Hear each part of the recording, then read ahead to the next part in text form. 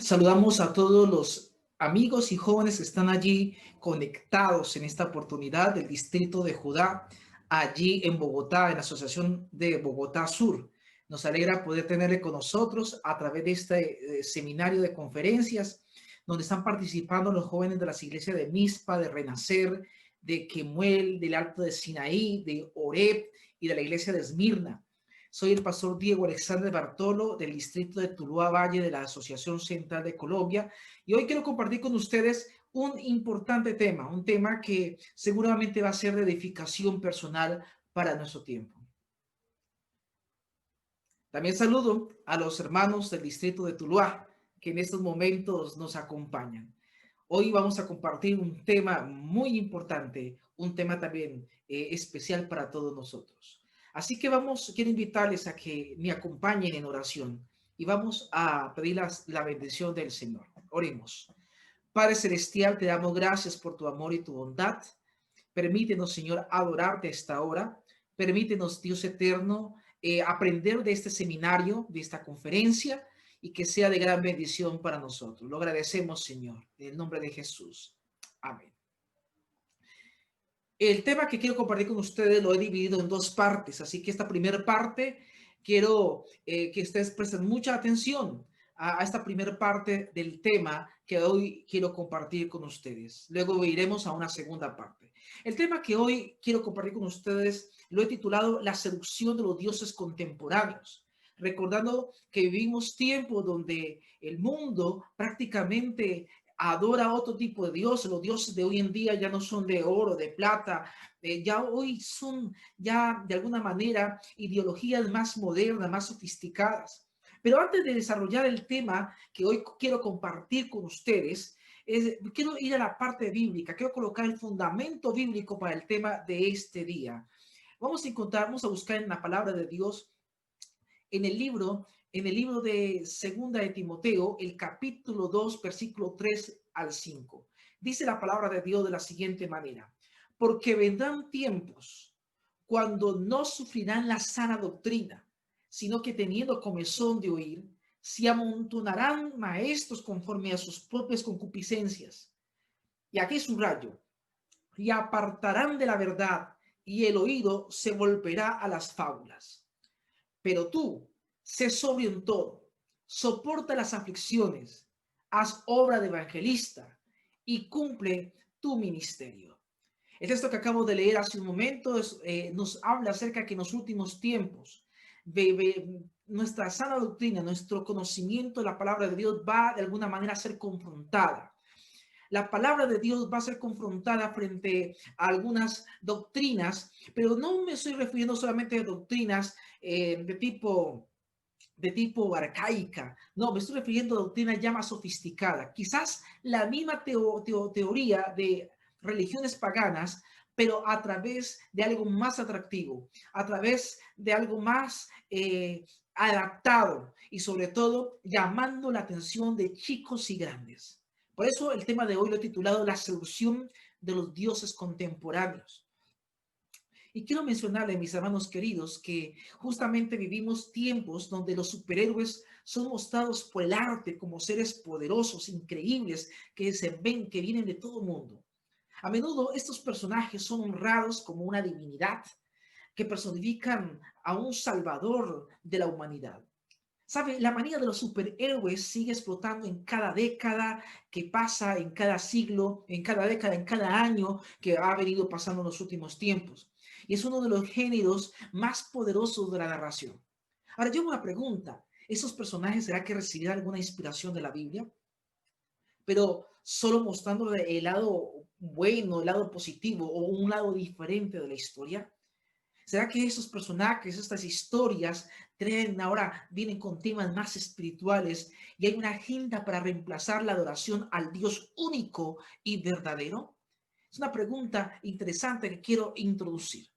¿Sabe que en la década de los 30 más o menos, entre 1928 y 1933, en la década de los 30, la mayoría de los niños jugaban al aire libre, la mayoría de los niños no tenían televisión? Sin embargo, después la televisión llega y se comienza a convertir en un artículo del hogar.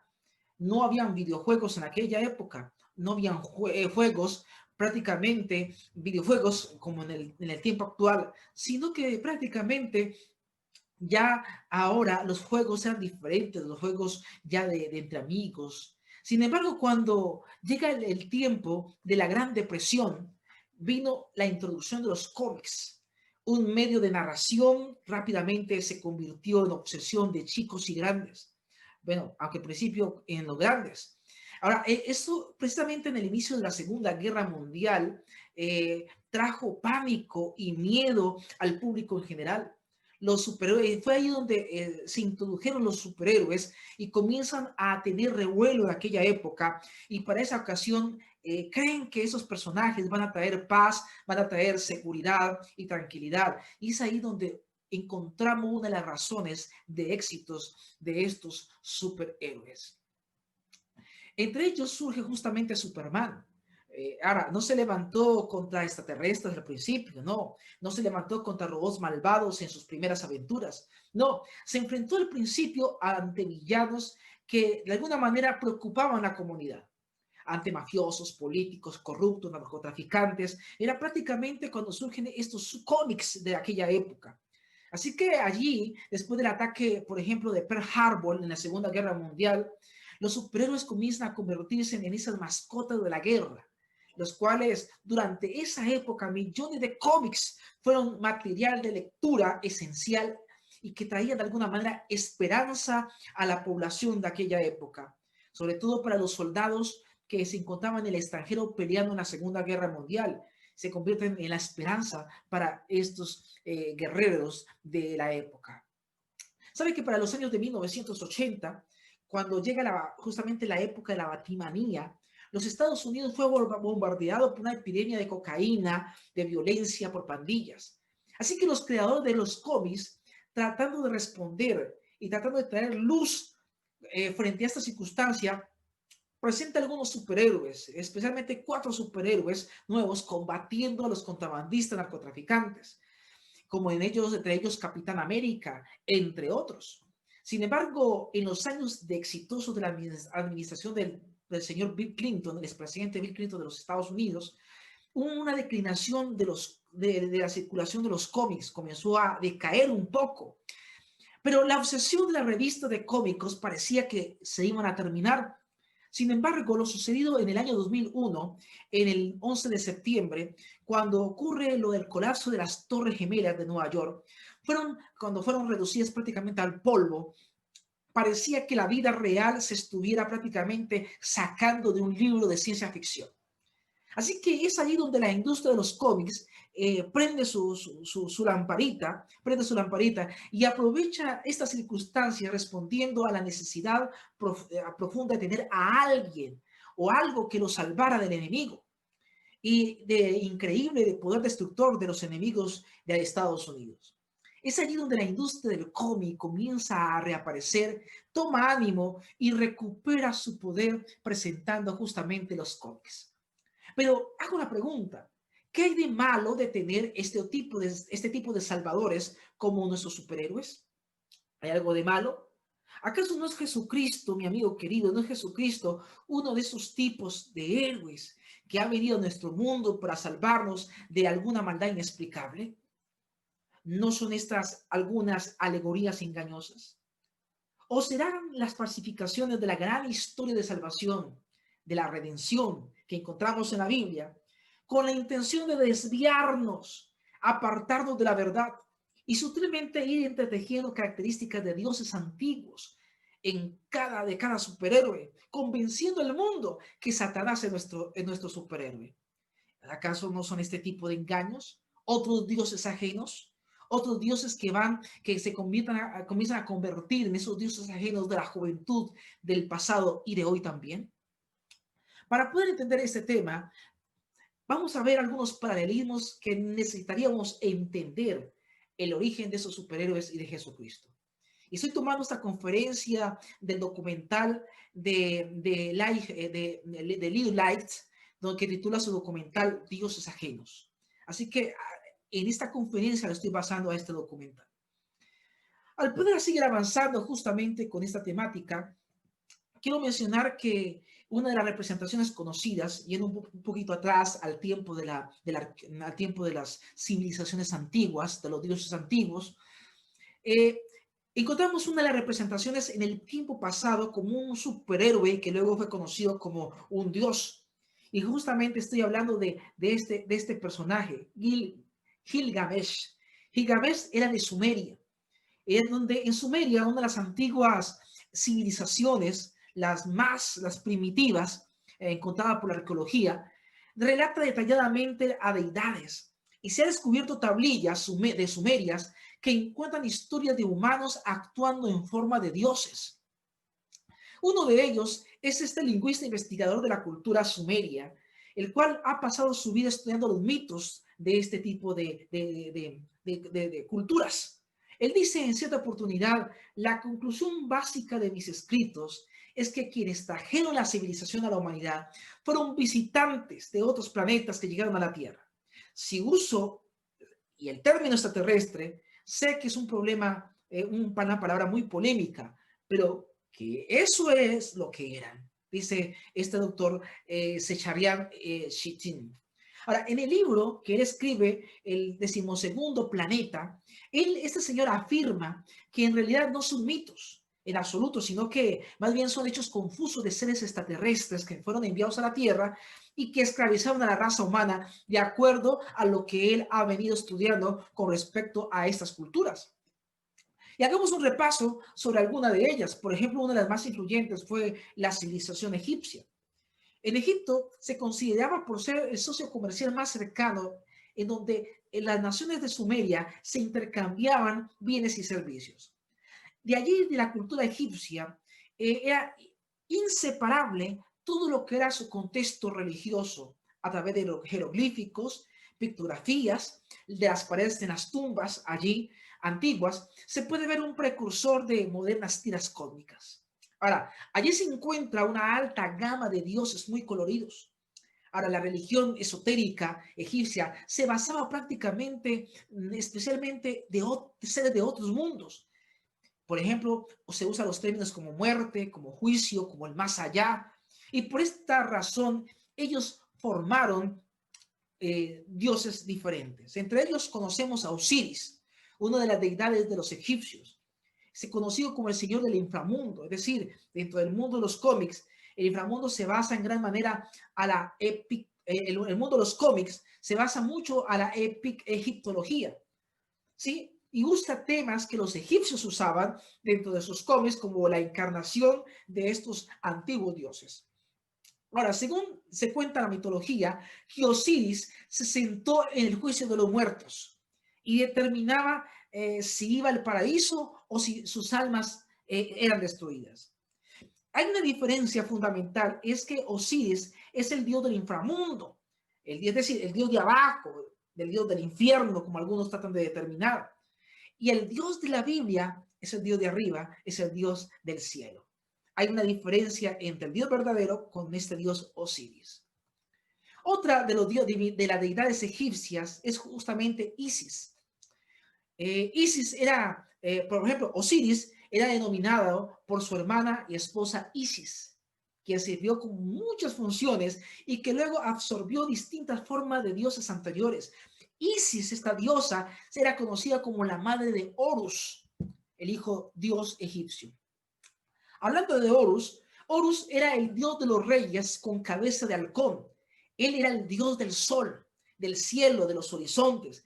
Él era el protagonista de uno de los primeros dramas de acción y aventura de la dinastía 20, titulada Las contiendas de Horus y de Set. Ahora, Set, el malvado de los dioses egipcios, es el responsable de enviar a Osiris al inframundo, donde, según la mitología, dice que ambos compitieron entre Horus y Set como dos héroes de las historias cómicas, de las historias de cómics.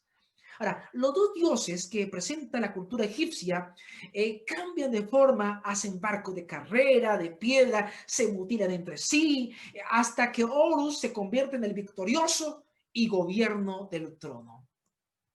Sin embargo, la Biblia nos presenta algo parecido, como si la Biblia de alguna manera tomara copia de la cultura egipcia.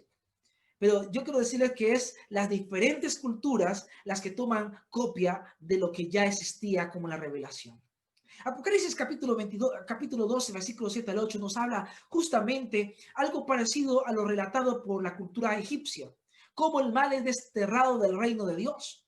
Cuando dice en Apocalipsis 12, 7 al 8, después hubo una gran batalla en el cielo. Miguel y sus ángeles luchaban contra el dragón, y luchaban el dragón y sus ángeles, pero no prevalecieron ni se halló ya lugar para ellos en el cielo. En las historias de la mitología egipcia con la palabra de Dios, vamos a encontrar paralelismos y contrastes. Por ejemplo, vamos a encontrar que los tres actores principales de esta gran batalla, de la batalla bíblica, es Dios el juez, es Jesús el Hijo y el dragón Satanás. Vamos a encontrar el cual Satanás es derrotado y es asociado con la muerte o como el rey de los muertos. Sin embargo, vamos a encontrar que en ambos relatos también tienen personajes casi parecidos. Osiris, Horus, identificado como el padre e hijo, ¿sí? Y también luchan contra el enemigo que se llama Set, el dios Set, muy parecido. Y en tercer lugar, encontramos un contraste muy marcado, mi hermano querido, amigo y joven que me escucha, un contraste muy marcado entre Osiris y el dios de la Biblia, el dios de la Biblia. Osiris es el dios de los muertos, en cambio el dios bíblico es el dios de los cielos, el dios de los vivos. En términos bíblicos lo menciono. Sin embargo, Osiris se parece en carácter más a Satanás que a Dios. Satanás aquí tratando de alguna manera distorsionar la verdad bíblica a través de las mitologías. Y yo quiero decir, mis amigos queridos, que prácticamente estos dioses no han muerto. Encontramos una trinidad pagana a través de Osiris, Isis y Horus, el cual se convirtió en el misterio del centro helenístico de sus cultos y ha sido profundamente arraigado en el fundamento de las sociedades secretas, tales como la masonería. Ahora, fundamentalmente, que de alguna manera ha querido, estos grupos secretos han querido de alguna manera resucitar estos dioses, pero de una manera más sofisticada y más adaptada a nuestro tiempo contemporáneo. Ahora, podemos irnos a una cultura que ha permeado mucho nuestra cultura occidental, y es la cultura griega. De la cultura griega también encontramos algunas semejanzas y contrasticos con la verdad bíblica. Por ejemplo, encontramos los dioses griegos, encontramos a Zeus, encontramos a Hércules, encontramos a Poseidón, encontramos a Hades, dioses de la cultura griega. Y un libro que nos habla mucho acerca de estos dioses griegos es la novela de Homero, conocida como la Odisea. La Odisea prácticamente es un poema épico de Homero, venerado de moda como las escrituras son para los cristianos. A cada dios se le asignó el dominio de un arte, según lo que relata esta novela de Homero. A cada dios se le asigna el dominio de un arte, de una ciencia específica o una faceta de la naturaleza. Ahora, sus íconos e imágenes persisten por todos lados hasta el día de hoy y se ven hoy, aunque para usted pase desapercibido. Especialmente las formas de arte moderno, por ejemplo, como las películas y revistas en los cómics, que es el tema que estoy tratando en esta hora. ¿Sabe, mi amigo querido? Déjeme decirte que la influencia de largo alcance de estos dioses ha aumentado a través de los años, convirtiéndose en una alta gama en los medios de comunicación. Sin embargo, una cosa permanece constante. Y lo que permanece constante en estas series es que hay una guerra entre los dioses y que la salvación viene de un Salvador que es parte de Dios, que este Salvador es parte de Dios, parte de hombre, y esto se va a ver muy evidente en una película que es sacada de los cómics y que de alguna manera muestra la mitología griega, y es la película Inmortales. La película Inmortales prácticamente nos presenta, la película Inmortales prácticamente nos presenta un reflejo de ese conflicto entre el bien y el mal. En la película Inmortales precisamente muestra cómo de alguna manera detrás de este mundo visible hay una batalla espiritual, una batalla invisible. Vamos a ver un pequeño recorte, vamos a ver un pequeño análisis justamente de esta serie Inmortales. Vamos a observarlo. Vamos a observar esta serie Inmortales. Vamos a ver si encuentro aquí donde... Ok, allí está.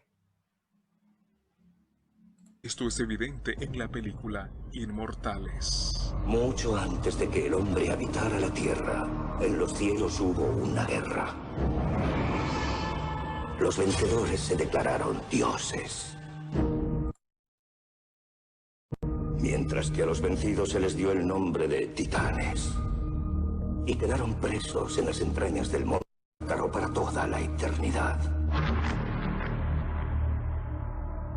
El rey Hiperión y sus legiones quisieron liberar a los titanes y hacer la guerra a este mundo. Acabaré con el reinado de los dioses.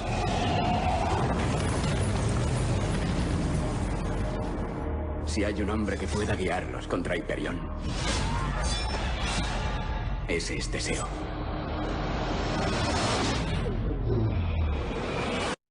Ok, entonces analicemos por un momento esta serie donde muestra cómo los vencedores de esta batalla están en el cielo. Aquí nos muestra de alguna manera cómo los vencedores de esta batalla están en el cielo, denominados como los dioses, y son representados como aquellos que descienden del cielo y vestidos de oro, como una reminiscencia bíblica del Dios de los cielos. En segundo lugar, los titanes, quienes pelean contra los dioses, están encadenados, confinados en la tierra, y es una representación de los demonios con piel degenerada. Y en tercer lugar, aquí también presenta una figura del Salvador. El Salvador viene a través de la simiente del hombre para poder redimir a la humanidad. Y una vez más, aquí entra el mito que tiene los mismos elementos con el relato bíblico acerca del tema del plan de salvación de Dios. Impresionante. Uno de los salvadores justamente de los salvadores del mundo es conocido justamente como el Salvador Teseo. Ahora, la palabra de Dios es clara cuando nos habla acerca de ese Salvador, donde nos dice en el libro 1 Samuel capítulo 10, dice, delante de Jehová serán quebrantados sus adversarios y sobre ellos tronará desde los cielos. Jehová juzgará los confines de la tierra y dará poder a su rey y exaltará el poderío del ungido. Así que mis amigos queridos, la Biblia presenta el gran conflicto entre el bien y el mal y también la presencia de un Salvador al mundo que llegará. Sin embargo, también como la película presenta cómo estos dioses confinan a los titanes, discúlpenme que se me fue la paloma, de igual manera la Biblia obviamente lo ha presentado, y no porque la Biblia le copia a este tipo de mitología, sino porque sabemos que detrás de todo esto se le ha copiado a la Biblia a través de estas mitologías. La palabra de Dios presenta como segunda de Pedro 2 al 4 también nos lo confirma, porque si Dios no perdonó los ángeles que pecaron, sino que arrojándolos al infierno los entregó a prisiones de oscuridad para ser reservado al juicio. Y obviamente Apocalipsis 2, 12, 9 también lo menciona, y fue lanzado el gran dragón, la serpiente antigua, que se llama Diablo y Satanás, el cual engaña al mundo entero, y fue arrojado a la tierra, y sus ángeles fueron arrojados con él. Y ya le había mencionado que esta película que relata esta mitología griega presenta a un salvador de nombre Teseo, el cual es una especie de un tipo de Cristo, siendo la mitad humano y siendo la mitad Dios. Y el papá de Teseo se llama Poseidón. Ahora, en el mito del mundo clásico, Teseo, es decir, luchó y venció contra sus enemigos, identificándolos con una religión arcaica y de orden social. Era conocido como el gran reformador, pero él no era como el Cristo de la Biblia. En cambio, era un guerrero cruel que mató justamente a muchos. Era prácticamente un seductor de mujeres, el cual estableció un culto de adoración a la diosa Afrodita.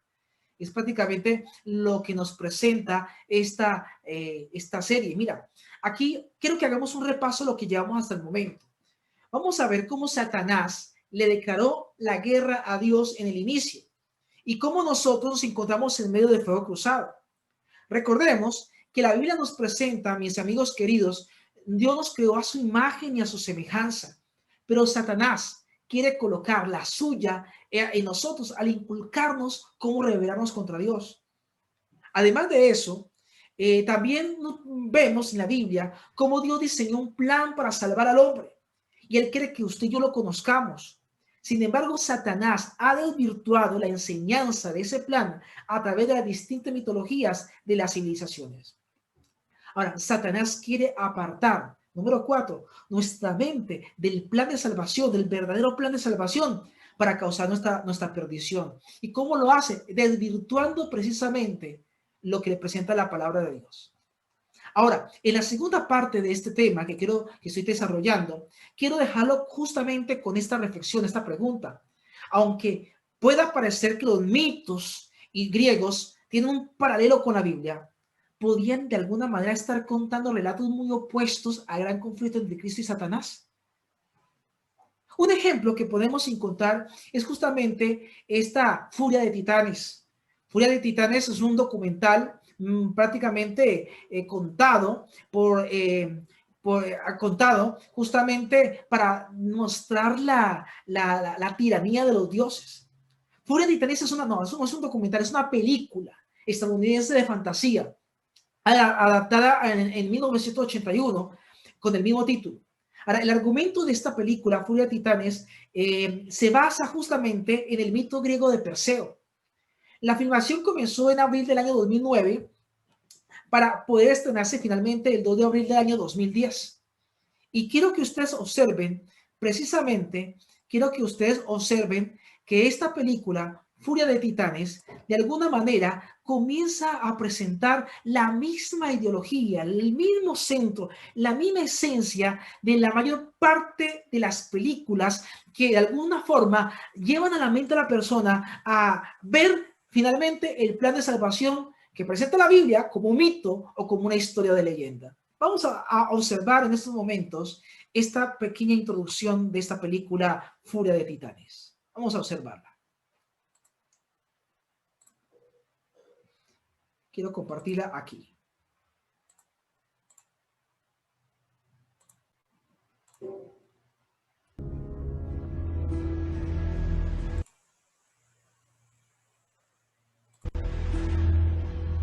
Las historias más antiguas están escritas en las estrellas. Historias de épocas anteriores al hombre y a los dioses, cuando los titanes gobernaban la tierra. Los titanes eran poderosos, pero su reino fue derrocado por sus propios hijos, Zeus, Poseidón y Hades. Zeus convenció a su hermano Hades de crear una bestia poderosa que derrotara a sus padres. Y de su propia carne, Hades engendró un horror indescriptible: el Kraken.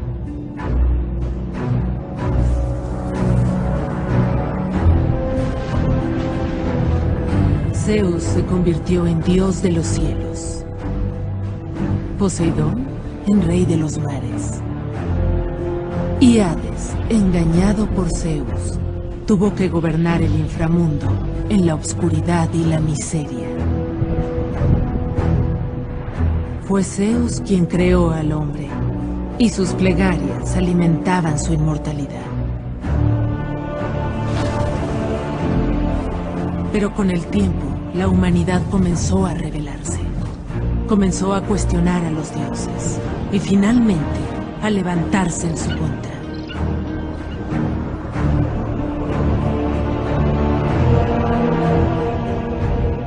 En ese mundo, un niño nació. Un niño que lo cambiaría todo. ¿Ok?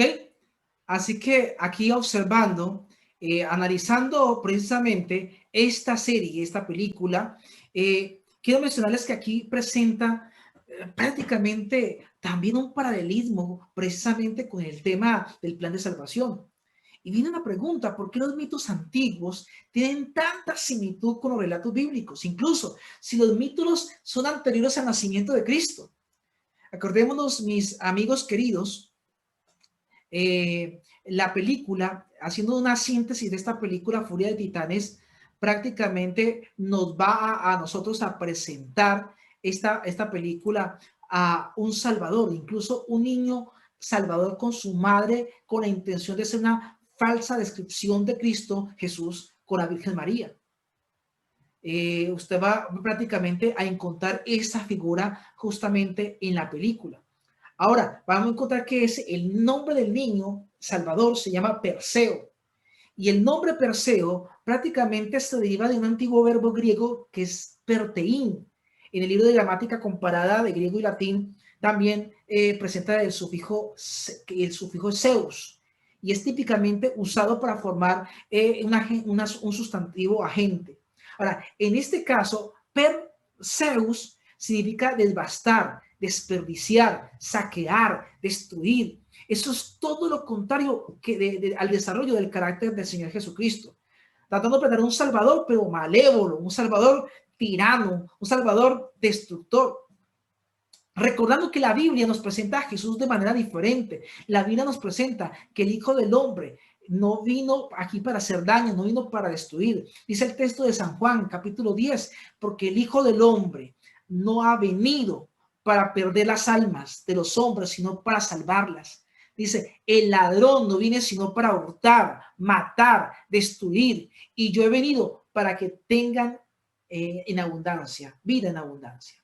La tengan en abundancia. Así que mis amigos queridos y hermanos, encontramos claramente cómo esta mitología trata de desvirtuar la palabra de Dios. Por ejemplo, también vamos a encontrar que el actor Liam Neeson, muchos lo conocen y ven, algunos de pronto llaman la atención sus películas, prácticamente es interpretado el personaje del dios Zeus en la película es interpretado por Liam Neeson. Mira, Perseo comparte una característica similar a la de Cristo. Es que en la mitad es mitad humano y mitad Dios. Obviamente nosotros creemos que la Biblia presenta que Jesús es 100% hombre y 100% Dios. El actor Liam Neeson, quien interpreta al dios Zeus, explica lo siguiente. Él dice, hablando del personaje Zeus, que este personaje descubre durante su travesía que él es el hijo, refiriéndonos a Perseo, que descubre durante su travesía que es el hijo de Zeus, que es mitad Dios y decide luchar contra eso. Él quiere ser un hombre y defenderse por sí mismo e ir por la vida como un hombre. Él no tiene respeto por estos dioses. ¿Ok? Aquí encontramos el actor que representa justamente a Perseo, que es el hijo de Zeus. Y es el actor Sam Worthington. Aquí incluso él utiliza una terminología asociada a la de la misión de Jesús en la tierra. Él lo explica de la siguiente manera. Esta película es sobre la venganza es sobre la venganza. La segunda película debería ser sobre la redención y el perdón. Ahora, con la excepción de mi amigo querido, que Cristo no estaba aquí por venganza. Así que si este héroe salvador, cuyo nombre significa devastar, desperdiciar, saquear, destruir, es completamente opuesto al verdadero carácter de Jesús. Ahora, ¿quién es literalmente Zeus? ¿Es también la falsificación opuesta del Dios bíblico? Es mi otra pregunta. Recordemos que Liam Neeson lo interpreta. Liam Neeson, refiriéndose al personaje que él desempeña, que él presenta, refiriéndose a Zeus, él dice lo siguiente: yo soy Zeus, el rey de los dioses. Él formó, diseñó y creó a los seres humanos para su deleite. Y los otros dioses, es decir, el dios de la guerra, Afrodita, la diosa del amor, entre otros dioses, el dios de la naturaleza, dice que al crear a los seres humanos, su razonamiento fue el siguiente: estos son mis jugueticos, y si ellos nos oran y nos honran lo suficiente, nos convertiremos en inmortales. Es lo que justamente relata parte de su papel con respecto al dios Zeus, distorsionando la imagen del dios verdadero, del dios bíblico. Zeus. Esto suena como una descripción esto suena como si Zeus fuera una descripción del Dios bíblico, de Jehová bíblico, pero esto está muy lejos de lo que la Biblia presenta. Además, aquí Zeus se distingue como el príncipe del aire en esta película, como el príncipe del aire. Y acordémonos quién es el Dios del aire. El libro de Efesios capítulo 2, versículo 2 justamente lo dice: en los cuales anduvieses en otro tiempo, siguiendo la corriente de este mundo, conforme al príncipe de la potestad del aire, el espíritu que ahora opera en los hijos de desobediencia.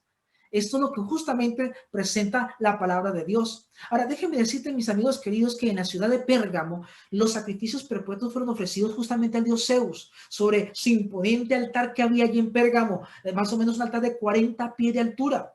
El mismo artefacto que ahora se ubica en el interior, al interior del Museo de Berlín. Así que encontramos que era un dios bastante agresivo, muy diferente al dios bíblico como nuestro Padre Celestial. Ahora, Antipas de Pérgamo era el primer líder, fue el primer líder mártir de la iglesia cristiana en la ciudad de Pérgamo. Y él fue justamente asesinado por resistirse a este culto en el altar de Zeus. Ahora, la tradición habla acerca de Antipas de Pérgamo, que él fue quemado vivo poco a poco dentro de la estatua de un toro, símbolo y acompañante de Zeus.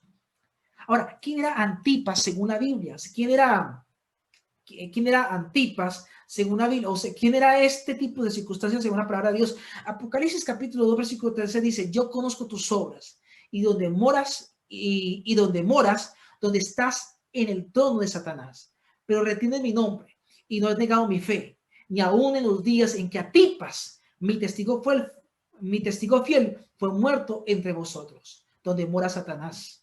Así que aquí encontramos cómo la Biblia habla justamente de Antipas de Pérgamo, que fue muerto justamente en el trono, en el dominio del dios Zeus, un dios completamente diferente al dios que representa la palabra de Dios. ¿De quién está detrás de todo esto? Obviamente, detrás de todo esto está Satanás. El argumento podría ser una conexión de Zeus de Pérgamo, Zeus de Pérgamo y justamente el Satanás bíblico, ya que ambos fueron considerados como dioses que descienden del trueno, como en forma de trueno.